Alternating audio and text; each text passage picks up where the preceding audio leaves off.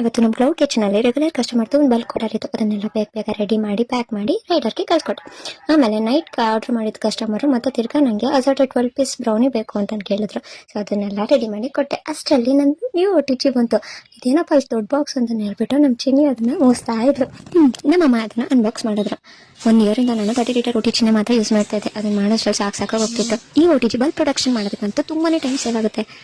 ಅಷ್ಟೇ ಅಲ್ಲ, home ಬೇಕರ್ಸ್ಗಂತೂ aid ಮಾಡಿಸ್ದಂಗಿದೆ. Finally ನಂಗಂತೂ ತುಂಬ ಇಷ್ಟ ಆಯಿತು. ಹಂಗೆ ಬೆಂಟೋಗೆ ಆರ್ಡರ್ ಇತ್ತು, ಅದನ್ನು ಕೂಡ ಮಾಡಿ ಬೇಗ ರೈಡರ್ಗೆ ಕಳಿಸ್ಕೊಟ್ಟೆ. ಕಿಚನ್ ಆರ್ಡರ್ನು ಇದನ್ನು ನೋಡ್ಕೊಳ್ಳೋಷ್ಟು ಸುಸ್ತಾಗ್ಬಿಟ್ಟಿತ್ತು. ಏನಪ್ಪ ಇದು ಓಲ್ಡ್ ಮಾರ್ಕ್ ಇಟ್ಕೊಂಡು ಏನು ಮಾಡ್ತಿದ್ದೀರಾ ಅಂತ ನೋಡ್ತಿದ್ದೀರಾ? ಪ್ಲಮ್ ಕೇಕ್ನ ಸೋಪ್ ಮಾಡೋದಕ್ಕೆ. ಬೇಸಿಕ್ ಆಗಿ ಇದು ಟ್ರೆಡಿಷನಲ್ ಮೆಥಡ್ ಪ್ಲಮ್ ಕೇಕ್ ಮಾಡೋದು. Full nuts and of course old ಮಾರ್ಕಿಂದ ಸೋಪ್ ಮಾಡ್ತಾ ಇದ್ದೀನಿ ಕ್ರಿಸ್ಮಸ್ಗೆ ಸ್ಪೆಷಲ್ ಆಗಿ. ಮನೆಯೆಲ್ಲ ಕ್ಲೀನ್ ಮಾಡಿ ಇನ್ನೇನು ಮಲ್ಕೋಬೇಕು ಅನ್ನೋಷ್ಟರಲ್ಲಿ ಮಾರ್ನಿಂಗಿಗೆ ಒಂದು ಆರ್ಡರ್ ಇತ್ತು, ಮರ್ತೇ ಹೋಗ್ಬಿಟ್ಟಿದ್ದೀನಿ. ಅದಕ್ಕೆಲ್ಲ ಅಷ್ಟೊತ್ತಲ್ಲಿ ಮತ್ತೆ ಫಾಸ್ಟಿಂಗಿಗೆ ಗಣೇಶೆಲ್ಲ ರೆಡಿ ಮಾಡಿಕೊಂಡು 151 ಆಗಿತ್ತು. ಬ್ರೌನಿನೂ ಕೂಡ ರೆಡಿ ಮಾಡಿ ಪ್ಯಾಕ್ ಮಾಡಿ ಮಲ್ಕೊಂಡೆ. ಅಷ್ಟೇ, ಇವತ್ತಿನ ನನಗೆ ಹೀಗಿತ್ತು.